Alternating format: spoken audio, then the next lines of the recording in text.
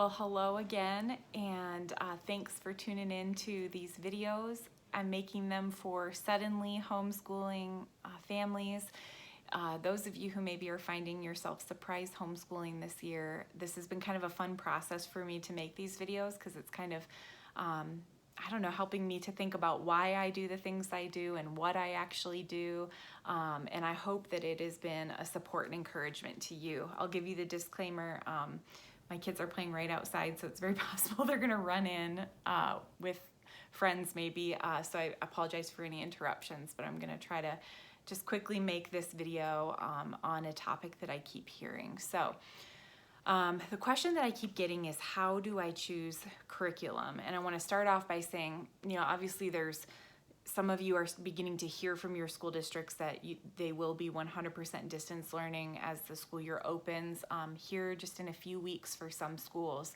So keeping in mind that if you choose to go that route and go through your school district's distance learning plan, they're going to provide that curriculum for you. So it will be all the same thing that your child would normally be doing if they were in the classroom, but done, through a distance learning model. So obviously there doesn't need to be any worry about choosing curriculum. If that's the case, you will be more administering it, with your children, supporting them and their teacher, and doing that curriculum. But for those of you who have decided, and I've heard from many of you that you have, for those of you who've decided to sort of break off from your public school system and do your own thing, to do curriculum, to do your own homeschool, obviously you will have to choose some sort of curriculum for your school year. So here in California, we have a couple options, and I'll just speak to this since many of you are probably my neighbors.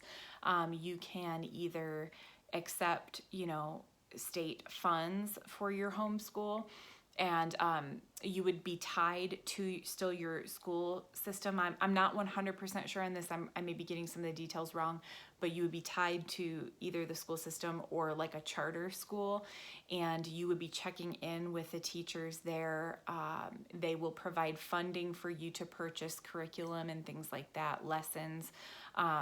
Or the other option that you have here in California is to file a private school affidavit, which is what I'm familiar with because that's what I've done this last year. And you do not have to answer to any school or, any teachers or really the state.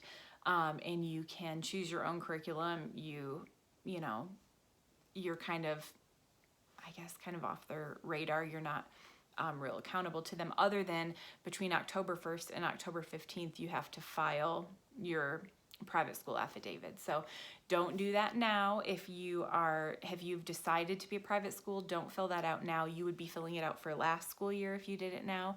You need to wait until October 1st to fill it out for the 2020-2021 school year. So all of those logistics out of the way, how do I choose curriculum? And one of the questions that I hear is like, what's the best curriculum? And that's, just kind of, a crazy question because there is no one best curriculum. A better question might be like, what is the best curriculum for our family? And I think involved in that is, what's the best curriculum for me as the teacher? What's the best curriculum for my children as individual, unique learners, and what is the best curriculum for our lifestyle? Because everybody has unique challenges in this new era of homeschooling. So, what is the best curriculum for me? I am the one who has to administer it. I'm the one who is leading it. I'm the one who has to stay motivated for it. So it's very important that I like and am interested in the curriculum that we choose. That's something that I have always said from the very beginning. I know not every homeschool mom agrees with me in that. They would say that it's, the most important thing is what their child benefits from. I think that equally as important is what me as the teacher benefits from. I have to love it. My kids will very quickly realize if I don't like it, if I'm bored with it, that kind of a thing. But yes, you do need to take into consideration what kind of learner your child is. Are they a visual learner? Are they an auditory learner? Are they a kinesthetic learner? What kind of learner is your child? And that can help guide what kind of a curriculum you choose or what path you choose for their education this year. And then what is your lifestyle like? So are you going to be working a full-time job from home while also trying to teach your children? That's a big consideration. You need to think about, do I have time to lesson plan? Do I have time to create lessons? Would it be easier or better for our schedule for them to do some online classes through an online homeschooling, thing like a K through 12. I don't know much about those. I'm going to put that out there. I don't know anything about them, but I know that's an option. So, and then think about, what framework are you comfortable with based on those things? What you like, what your kids like, what your home circumstances are. What framework do you like? There are a lot of options. I mean, there's so many options. So, just at the very basic level, there's something called unschooling, which is, there is no, formal curriculum that you're using. You're kind of allowing the child to learn as the day goes on, using natural life circumstances as educational moments. You can look more, I'm going to throw these terms out there knowing that I don't know a ton about all of them, but you can, begin to look them up as I say them. But yes, there's unschooling, there's interest-led learning. So that might not be a formal curriculum. That might be, what is your child interested in? Let's do some unit studies on stuff that they're interested in. I have children who, my son loves Lego. He's obsessed with it. So maybe we could do a unit on, building and architecture with Lego or whatever interests your children have. My daughter's obsessed with animals. So you could maybe just do some units on things that they're very interested in. That's going to be very natural learning. And then, it goes into like, maybe you want to create your own hodgepodge of curriculum. I know a ton of homeschool moms that do this. They kind of pick and choose from all different areas and kind of cobble together a year of materials, because maybe in math their child is, learns in a different way than they do in science or, whatever. I started that way in preschool. I kind of started just kind of cobbling together some really good children's literature and just made some different things to go along with it. Like I would look up crafts on Pinterest that would go along with it, or I would look up questions, or I'd find Pinterest boards of people who would read that book or whatever, and what activities did they do to go along with it. So that's one way you can kind of put together your own mishmash of curriculum. Another option is what I call boxed curriculum. So that's what we do. We purchase boxed curriculum each year. It has an instructor's manual in it that basically tells me exactly what to say, what to teach to my children, what workbook pages we need to do, what books and what pages of those books I need to read to them each day.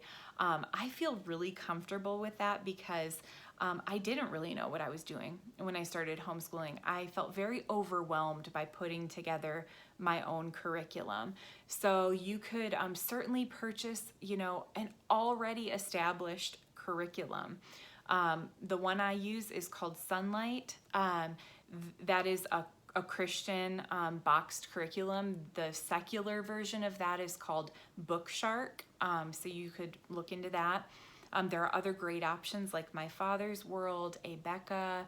I'm spacing it on some of the other ones. But I would recommend, if you want to purchase a whole year's curriculum, like that type of forum, that you call those companies, talk to them, ask them what they're all about, because each of them is a little different. They'll do assessments or send you assessments to do on your kids to see what grade level they're at in each subject.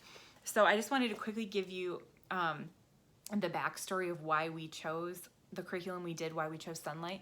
So when I first started homeschooling, like when I had to register my kids with the state, so this is after like the age of 5, or probably around the age of 5, when I had to actually start like legally, registering them as homeschoolers. I didn't know what to use. I had been kind of cobbling together some different things, and I went to a used bookstore in Virginia Beach that is an amazing used, it's not a used bookstore, a used homeschooling bookstore. And the ladies there basically asked me, what do you guys like? What do you and your kids like? And the answer was really easy. If you know me, if you've known me in my own real life, I would dream of being a librarian someday. I've always loved the library. I've always been obsessed with books. And my kids loved books too. They were very early readers. They love books, probably because I do. And so it became, I just said to her, like, you know, we love books. That's kind of our thing. We love good books, good stories. And she said, you know, that's real easy. Then you're going to love Sunlight. And she kind of showed me Sunlight and said, you know, if you love to read, you love to read to your kids, you're already reading aloud to your kids, this is a natural fit, because Sunlight is very literature based. It's very literature rich. It's very good quality literature. So I'm a bit of a snob about reading children's books. I like them to be good living books with good stories, lessons, character traits. You know, I don't want them to just be sort of like mindless stories. I want to be able to think and process through them and relate them to other areas of our life. So Sunlight was a very easy fit for us. Other families that I know do not like reading aloud for all of the time that we read aloud each day. And so Sunlight may not be the right fit for you if that's the case. But yeah, I also love to check things off of a list. I actually have my like pencil in my list right here. I love to check things off of a list. And so Sunlight is great for that, because they give me kind of my checklist each day of what I need to be doing, and you just kind of check it off. With that in mind, not every day you get to check everything off. Days sometimes don't go very smooth, so you know, I'm obviously okay with that as well. I like Sunlight for the Bible piece of it. I like to do religious training with my kids. I like to teach them about the Bible and about my faith. So if that's important to you, you know, that's a good reason to choose that as well. My kids like doing worksheets. They always have. They love the Sunlight worksheets. They don't like a lot of worksheets, and we don't do a lot in a day, but they do like sitting down and doing worksheets, so that's a benefit of it. So yes, call around to curriculum companies. There's lots of Facebook curriculum pages that you can ask questions about it. There's also buy, sell, trade Facebook pages for curriculum where you can buy used curriculum. I always buy my Sunlight curriculum used, so you can save a lot of money doing that rather than buying them new, which, you know, they're quite expensive. And then the last resource I want to give you is a book called 100 Top Picks for Homeschool Curriculum by Kathy Duffy. It's a book, but it's also, I think, a web page, so you can go on there and look. She just does pros and cons of each kinds of curriculum and what she recommends. It's a very trusted source of homeschool curriculum for homeschool parents. So hopefully that's a help. Ask if there's other questions about curriculum, but I hope that's kind of like an intro too. You can also Google like different styles of curriculum. I mean, there's like Charlotte Mason, there's classical education, there's, you know, just all sorts of, you know, I don't want to get into all those because I just don't know a ton about them. But if you Google them or, you know, YouTube some people explaining what the different styles of curriculum, you'll get a lot of information. But hopefully I helped, and there will be more topics coming up. Leave questions and comments if you have ideas. Talk to you later. Bye.